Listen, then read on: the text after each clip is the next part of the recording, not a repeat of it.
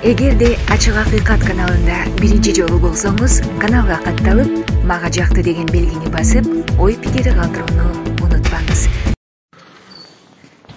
Assalamu alaikum. Урматтуу мекендештер, урматтуу кыргызстандыктар. Мына биз Урайымов Мирлан агабыздын үйүнө келдик. Машинасындагы өчүртпөй, даже үйүнө киргизбей кармап кеттир. Гаражга дагы киргизбей моундай кылып, ушу турган жеринен алып кетишкен. Каяка алып кеткенин дагы айткан эмес. Азыр белгисиз. Азыр данный момент УКМК. Данный момент УКМКда экен. Азыр биз үйүнө келдик, үйүн тинтүү кылып атат деген кабарды угуп келгенбиз. Тинтүү кылып кетиптир уже. Биз жетишпей калдык. Тинтүү кылганга азыр келинчегинен сурайбыз, кандай болду, эмне болду. Сиздерге ушул жерден толук маалымат алып беребиз. Эфирде бөлүшүп коюңуздар, туугандар, көрүп аткандар болсо, барыңыздар, бөлүшүп коюңуздар. Анан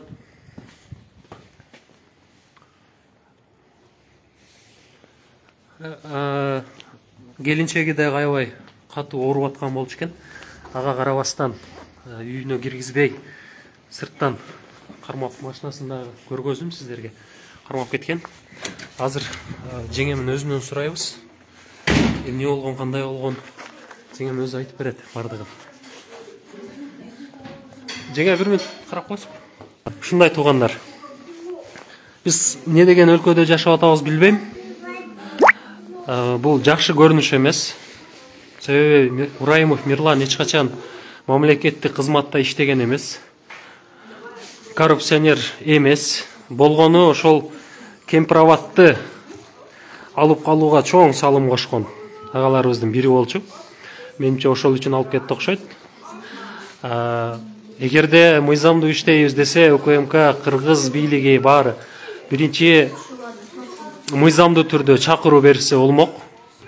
Эгерде ошол чакырууга баш ийбей же барбай койгон болсо, анда үйүнөн келип азыркыдай кылып алып кетсе болмок. Азыр туугандар, мына Мирлан Урайымовдун келинчегинин өзүнөн бардык маалыматты угабыз, андан кийин бөлүшүп коебуз. Отуруңуз. Саламатсыздарбы? Ошо кечки саат 7-лер чамасында жолдошум үйгө кирип келген машинасын токтотолуйт деп ошол жерден алып кетишти. Бизге үйгө кирген деле жок. Катыргы. Ошо чалып баары жакшы деп айтып койду. Ошондон кийин жолдошум билбейм. Саат 7ден бери мен жолдошум көрө элекмин. Андан кийин саат 1 сааттан кийин үйгө 5 бала келишти. 4-өө кирип, 2 обыс кылды, бирөө тартып атты, бирөө протокол жазып атты. 4 бала келип үйдүн баарын тентип, издеп чыгышты. Алып кетишти. Менин телефонумду алып кетти, кыздын телефонун алып кетти. Болгон нерсеси ошол эле болчу, башка техника жок болчу үйдө. Кызыңыздын дагы телефону, сиздин дагы. Меникин да алып кетти, кызымдыкын. Алар буга чейин чакыруу бергенби? Мен точно билбейм, бирок жолдошум айткан эмес, берди. Берилген эмес демек. Эгер берилсе айтылмак. Башка эч нерсе алып кетпедиби? Процессор бар эле, эски иштебейт десем деле ошону көтөрүп кетишти. Анан бир кагаздар бар экен, колго жазылган. Ошол мындай эле ыр түрүндө, ошолорду алып кетти. Сиз кандай ойлойсуз муну азыр? Мен жаш балдар сындырып атат деп ойлойм. Себеби бугандай жерине күйгөн адам жок болчу. Буга чейин эч кандай чакыруу болбосо? Чакыруу болгон жок, мен түшүнгөн жокмун. Мага обыс деген протоколун көрсөткөндө Оразайым Нарматованын диплому боюнча. Оразайым Нарматованын диплому причем биз тут причем ошону түшүнгөн жокмун да мен. Аны ошол жактан изилдеш керек да, биздин текшерүүсүн Нарматованын диплому. Мына урматтуу мекендештер, азыр өзүңүздөр уктуңуздар. Мыйзам боюнча ар бирине чакыруу бериш керек. Анан эгер барбай койсо, баш ийбей койсо, анан азыркыдай көрүнүш кылса болот. Азыр мына жеңем айтат, жеңем телефонун алыптыр. Ошол эле Урайымов Мирландын кызынын телефонун алып кеттир. Ал телефондордо кызынын телефонунда эмне бар? Келинчегинин телефонунда эмне бар? Бул деген тек гана ушул мыкты кыргыздын жигиттеринин оозун жабуу же болбосо сындыруу гана аракети.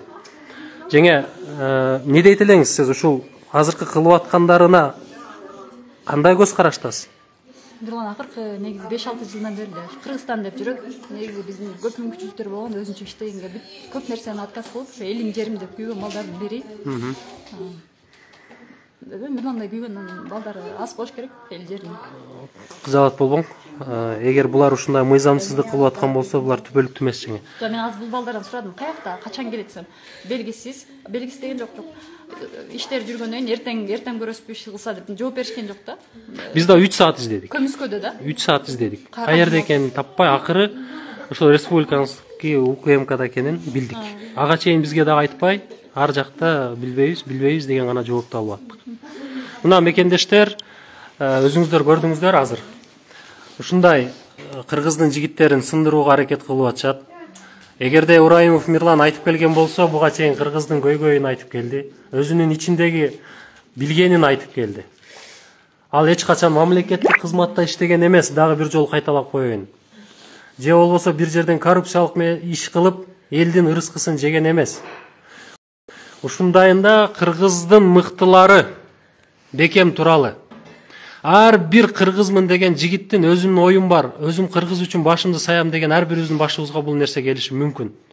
Эртең менин дагы башыма келиши мүмкүн. Бирок биз сынбайбыз буга. Сындыра албайсыңар бизди эч качан. Ошондуктан моундай мыйзамсыздык нерсени токтотуп кой берип коюшуңарды биз талап кылабыз. Мына азыр энебизди да зар какшатып атат. Ураимов Мирлан агабыздын апасы. Не дейсиз апа булардын кылыктарына? Айта албайм, мен эчтекени айта албайм. Булар мен балам эч качан коррупцияга илешкен эмес, эч кандай. Элдеп жүргөн бала болчу. Неге мындай кыласыңар? Мен эл үчүн иштесин деп ушу баламды эл үчүн иштетсин деп элге бердим эле. Апа, ыйлап. Неге мындай кылышат? Мен чыдабайм, буга. Энебизди азыр сүйлөп айтканга мүмкүнчүлүгү жок болуп атат, урматтуу достор. Мен сиздерге айтып коеюн. Эгерде булар ушинтип улан тебөрчү болгон болсо, аягы жакшы болбойт. Бул деген өтө бир беспредел башкаруу. Не Кыргызстан булардын менчигиби? Же булар мыйзамды уруп да койнобойбу? Өзү билгендей кылабы? Андай болбойт. Биз мыйзамдуу өлкөбүздө жашагыбыз келет. Адилеттүүлүк, акыйкаттык болгон өлкөдө жашагыбыз келет. Ошондуктан туугандар, мен азыр кыскача гана маалымат алып бердим. Азыр дагы жеринен барабыз, ошол жерден дагы сүйлөшөбүз. Эмне болуп атат? Энелерди ыйлатып, кыргыз деп күйгөн инсандарды камап, энелерди ыйлаттасыңар. Мунуңар жакшылык алып келбейт. Кудайга салдым, башка эчтеке дей албайм. Буга чейин дагы ушундай сындыруу аракетин кылып келгенсиңер, бүгүн дагы кылып атасыңар. Мен эфирди өчүрөм, туугандар. Бир аздан кийин кайра эфирге кирем, бөлүшүп коесуздар. Аябай айтылуучу сөздөр бар. Эгерде ар бирибизди ушинтип сындырам деген болсо, булар адашат. Мына жаш 15ке чыга элек. Канча жаштасың? 11 жаштагы кызынын телефонун алып кетиптир. Булнун телефонунда эмне бар? Не, алар мультфильм көрөбү ал жерде алып барып алган.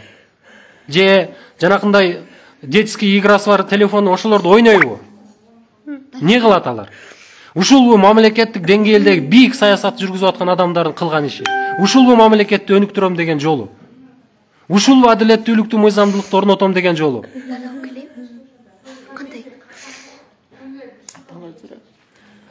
Талант Имаров, озуңарды жапкылачы табалабай. Силерге окшогон акмактардын айынан кыргыздын мыктыларын жеп келген. Жанакындай бийликке, мансапка, акчага суусагандар жеп келген. Өлбөчүдөй сезилишип. Мындай болбойт, туугандар. Өзүңдүн оюңду айтсаң, өзүңдүн пикириңди айтсаң эле, алып барып үйүңө келип тинтип, кызыңын, аялыңын, өзүңүн баардыгын телефонун алып будуңчан кылыш, бул шартпы?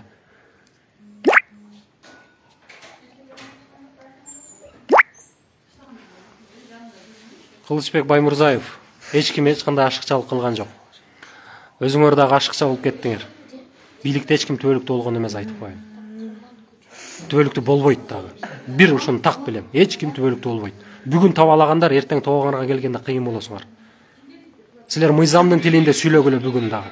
Мыйзамдуу болуп атабы? Мыйзамсыз болуп атабы? Кандай болуп атат? Мыйзам жөнүндө сүйлөшкүлө. Жеке адам эмес, мыйзам. Мыйзамды буздубу? Мен дагы жоопко тартууга даярмын. Демек бузбадыбы? Тартпаш керек эч ким. Көрүшөбүз жеринен.